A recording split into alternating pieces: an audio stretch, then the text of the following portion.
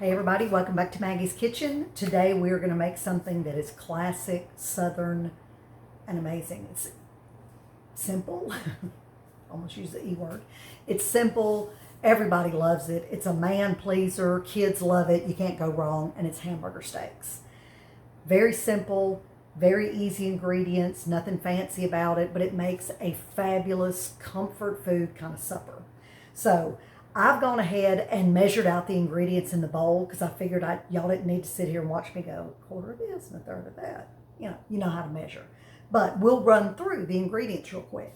So we've got a pound of ground beef from a local farm in my bowl, 3 tablespoons of trilogy or just chopped onion if that's what you have. But, always have your trilogy made. It saves so much time. A quarter of a cup of ketchup. I've got this organic Woodstock. It's really good. You can also use tomato sauce if you don't have any ketchup. That works perfectly fine. Ketchup's got a little sweeter taste, but it's not going to change the overall kind of outcome. A teaspoon of salt, a quarter teaspoon of pepper. Don't need to show you those. 2 eggs, beaten. Yay, our girls' beautiful fresh farm eggs. And then you're going to use a couple tablespoons of flour as you're putting them together, and a third of a cup of breadcrumbs. I've got these, I think it's the Lay's is how you say it, gluten-free breadcrumbs that I use at the restaurant.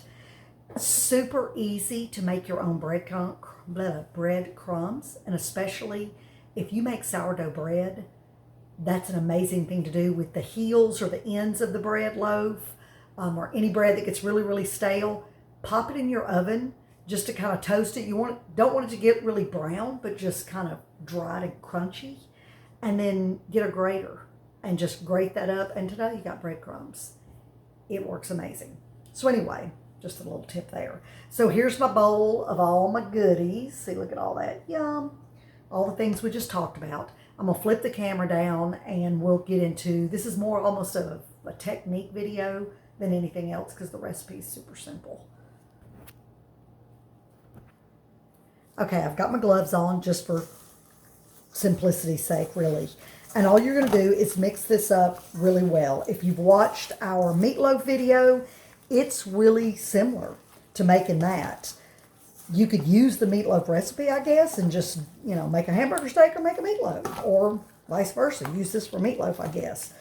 But you don't want to skip on our meatloaf recipe because it's a classic. People absolutely love it. And, so anyway, I would just stick to the 2 separate recipes. But this will make 4 hamburger steaks. They're going to be, a little over a quarter pound each, which is a really nice serving. Fills me totally up, satisfies my husband. It's what I feed all my big burly guys that come into the restaurant. Some of them that are big protein hitters will do what we call a carnivore, and they'll do 2 hamburger steaks. But for the most part, 1 is very satisfying and filling. What you want to do is just make sure that you don't have any big lumps of ground beef that don't have all the other ingredients mixed into it. So while you're stirring this around, just kind of, oh, my oven's hot. Just feel to make sure you don't wind up, with a big blob of plain ground beef. You want the ingredients all mixed up together. And then what we're going to do is form this into little hamburger steaks. What I find kind of the easiest to do, I don't know, I guess I'm kind of particular about having them the same shape, is I'll get it in my bowl like this and then just kind of go half and half. So there's my 4. Pull out this little blob, and then you're just going to shape it in kind of an oval. I like mine kind of thick, probably at least an inch thick. You could do them thinner. You get thinner, to me, you're turning into a hamburger patty. You might as well get a bun out and some lettuce and tomato, which is not a bad idea. But anyway, so that's what you're going to do.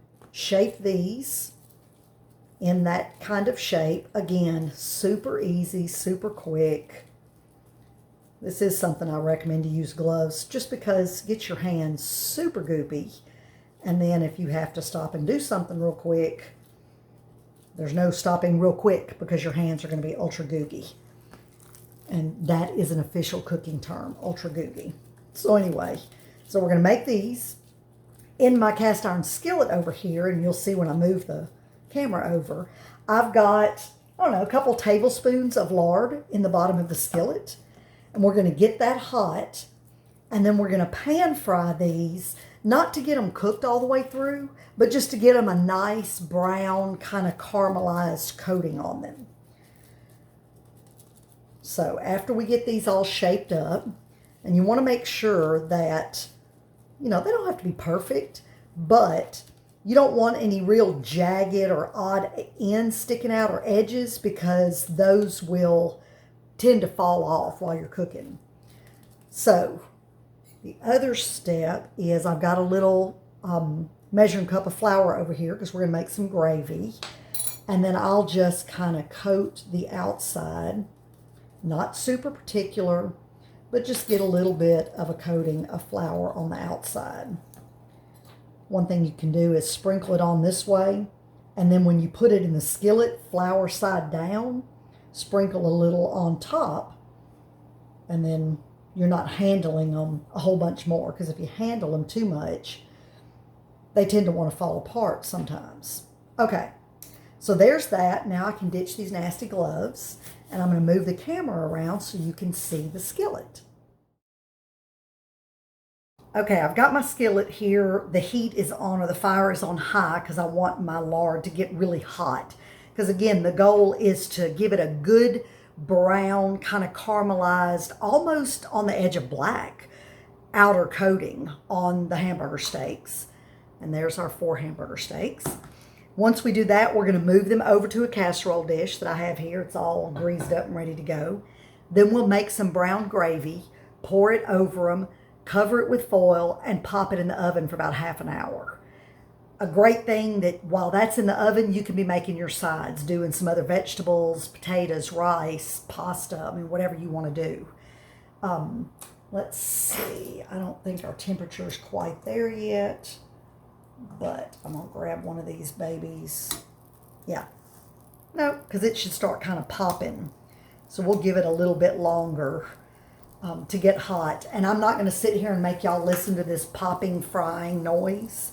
But when I turn them, because you'll cook them for a few minutes, I'm going to say 4 to 5 minutes, and then flip them over and do it again on the other side. I'll show you what it looks like so you can see the color kind of that we're going for. So y'all hang tight, and I'm going to get all these in the skillet, cook the one side, flip it, and I'll be back. Okay, so these have been going for 3 minutes. Whoops, I'm about to mess this one up. And you see how they're kind of dark and kind of brown. This is the perfect color that you want, because when it gets in that gravy and it's in the oven for half an hour, it's going to have such a nice flavor. And I know this popping probably drives y'all crazy. It's really quiet here, but when I listen to the video, it sounds like something's exploding. So I'm going to give it another 3 minutes. Then we'll move them over to the baking sheet or baking pan, and then we'll make some gravy. Okay, so I've taken a couple out. They're beautiful. They look great. I checked these others, and even though they were in the same skillet, cooking, you know, same thing, they weren't quite as brown. So, see, that's just a little bit lighter. I mean, it's fine. You could certainly throw that in there and keep rocking on. I just like to get mine a little bit darker. So I just kind of moved them over. My stove is not level, yay. So my grease tends to kind of go to one side. And so anyway, you know, that's not a big deal. So we're going to let these finish cooking a little bit. And then I'm going to add probably another couple tablespoons of lard to my skillet. And then we'll start working on the gravy. Okay, now we're going to get busy on our gravy. Gravy is an art, totally. And I'm sure I've mentioned this before. It took me a long time to get my gravy right. I mean, I struggled with it. It would taste good, but it would just be too thick, and it just was a struggle. It's just a struggle bus big time for me. But very roughly, you can do about a 1-to-1 ratio. So 1-to-1 ratio of flour to oil. So I've got a couple tablespoons of lard in here. So I'm going to put roughly a couple tablespoons of flour. And then we're going to let that, you want to cook your flour. You don't want to get too ahead on this step, because if you rush this, then your flour is raw, and that's hard to understand, I guess, a little bit. But you want to make sure that your flour's cooked, and your roux, which is what this is, oil and flour make roux, fat, I should say.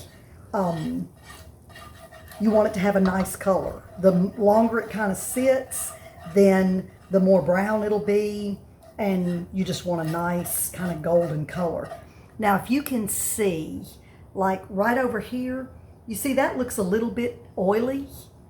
So what I'm going to do is add a little more flour, and you just want to do it in small amounts. So I'm doing probably a couple teaspoons, because this is where I used to always screw up.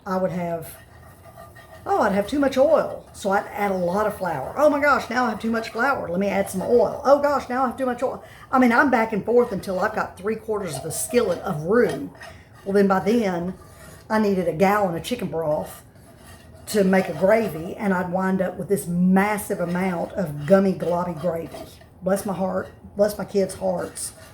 They ate that mess for years and didn't know any better. It was terrible. All right, see, we still, if you can see this in the video, you see how this is kind of, you can see the flour. And I've got this turned kind of medium low. My stove is really, it's either blazing hot or really kind of low. It's a persnickety little thing. But if you let it sit for just a second and don't stir it, a couple things happen. The flour on the skillet is going to get browner, so it's going to help your roux darken up. And then any places that you have extra oil is going to really stick out. I don't know if y'all can hear that noise. My husband's outside running a saw, and it sounds really loud in here. So if you hear that, I apologize. It's not part of the cooking video. That's part of a building video. Anyway, so I'm going to add a little more flour. I do have a YouTube video that is specific to making gravy. So I'll link it on here just in case you want to jump over there if you have not been very skilled or don't feel comfortable making gravy. Because again, it took me a very long time. I was just not good at it. Just didn't work for me. All right, that is a pretty dadgum good texture right there. Now I'm going to let it kind of sit. So I probably wound up with about 3 tablespoons of flour, maybe a little more, to my 2 tablespoons, roughly 2 tablespoons of oil to get to this consistency. All right, I'm going to pause while we just brown this up a little more, and then I'll come back when it's time to add the chicken stock. Okay, so this is a really nice, what they kind of call in roux making, a penny color, copper penny color. So this is really good, and it's hot. So the next step, we're going to add in our bone broth. You can use chicken stock. This happens to be a bone broth. You can use water. I mean, if you're in a pinch, and it makes a decent gravy, but nothing beats a chicken stock or bone broth. Now I'm going to be very careful in this part because you're adding typically cold. This is some bone broth I had in the refrigerator, to hot flour and oil. So it's going to kind of, steam up like that. And again, like I was talking about with the flour, it's better to add a little bit and keep adding than get too much. And then you're back to, oh my gosh, I have a boat load full of this mess. See how thick it gets really quickly from the flour? So now we'll add a little more.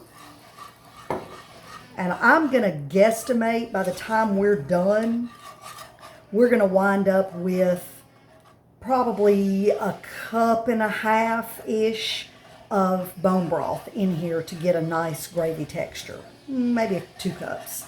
So see, this is still too thick, unless you just like super thick gravy.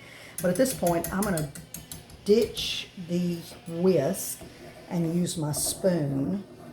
So you just kind of want to keep mixing this around. We're going to add a little more.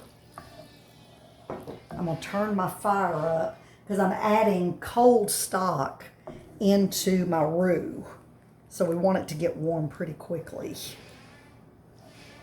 But don't let it freak you out if it looks kind of lumpy or it looks kind of globby, because as you stir it around, it'll start coming together real well.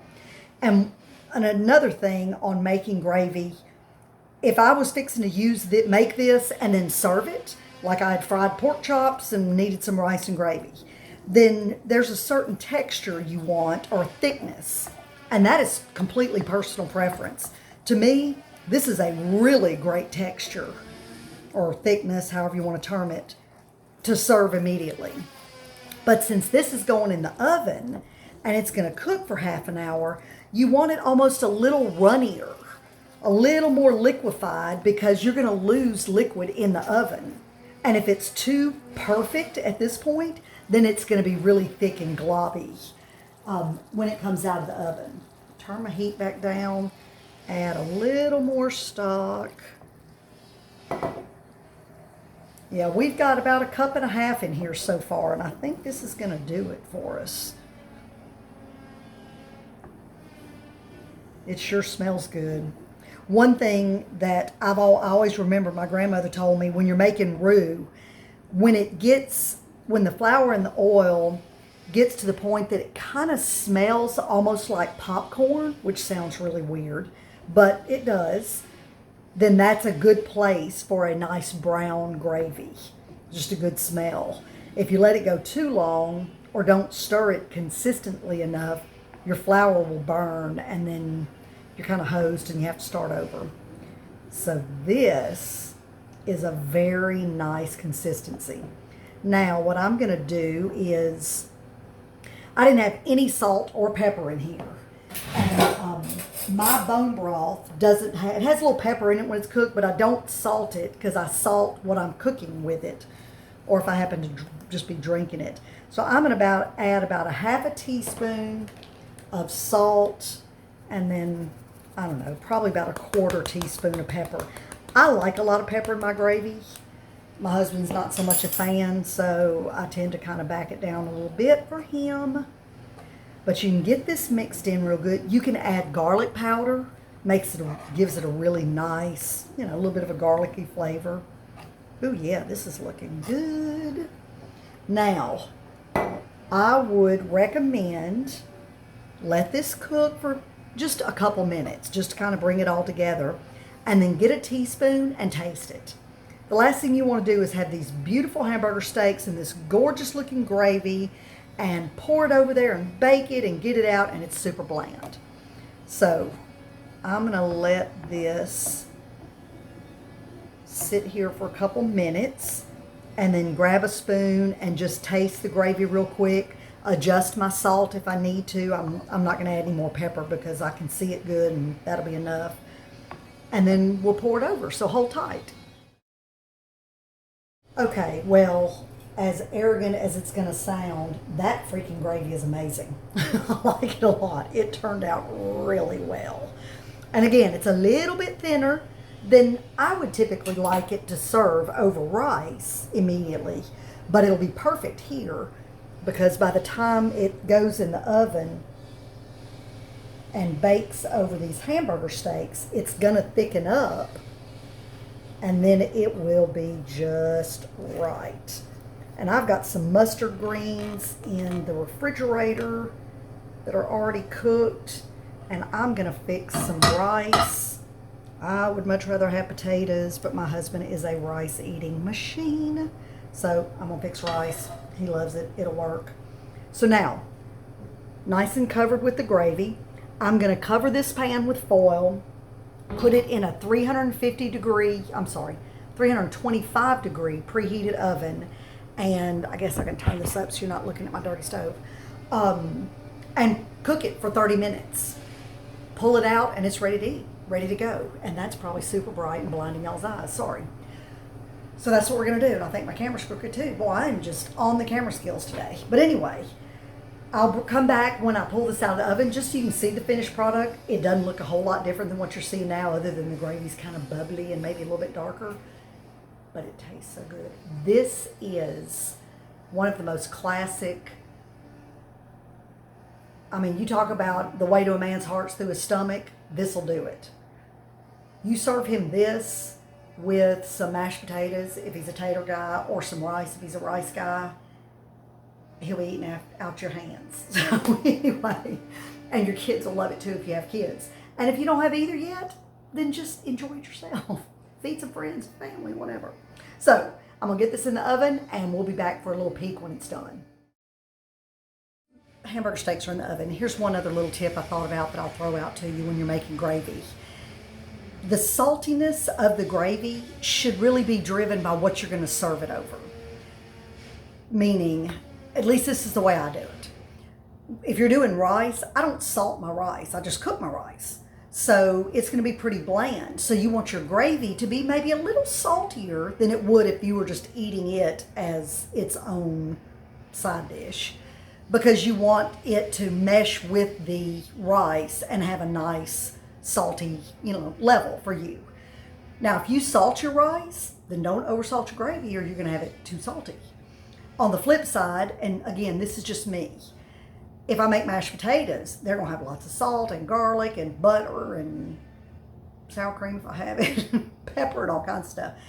So my gravy's, oh, my hair's sticking straight out. So my gravy's not going to be quite as salty because my potatoes are salty.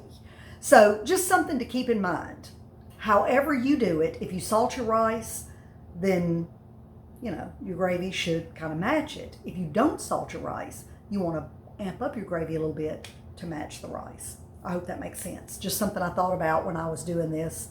Since I've decided to do rice, my gravy's a little on the salty side, which will be perfect because our rice will have no salt. So anyway, I'll be back when this comes out of the oven. Okay, here we go. Hamburger steaks, fresh out of the oven. Yum. The steam is fogging up my camera lens. But anyway, that's it. That's what we're having for supper. Some rice and gravy and some mustard greens. And it's going down on Middle Cross Farm tonight. So anyway, y'all try this. It's so good. I promise you, you'll like it. And like I said earlier, couldn't be any simpler. And this is a great double duty, triple duty. Make a whole bunch of hamburger steaks. You could just freeze them as the steak and then get them out and cook them. You can make them all the way like this and freeze this. Either way works great. It's a great prep ahead because you could make those hamburger steaks, like I did, just into the patties, stick them in the fridge raw in a, good sealed container and let them sit there through the week. And then whatever night you want to cook them, all you got to do is pull them out, fry them, make your gravy, pop them in the oven. Couldn't be any quicker. So anyway, there we go. Hamburger steaks. Give it a try. Let me know what you think, and I'll see you on the next video.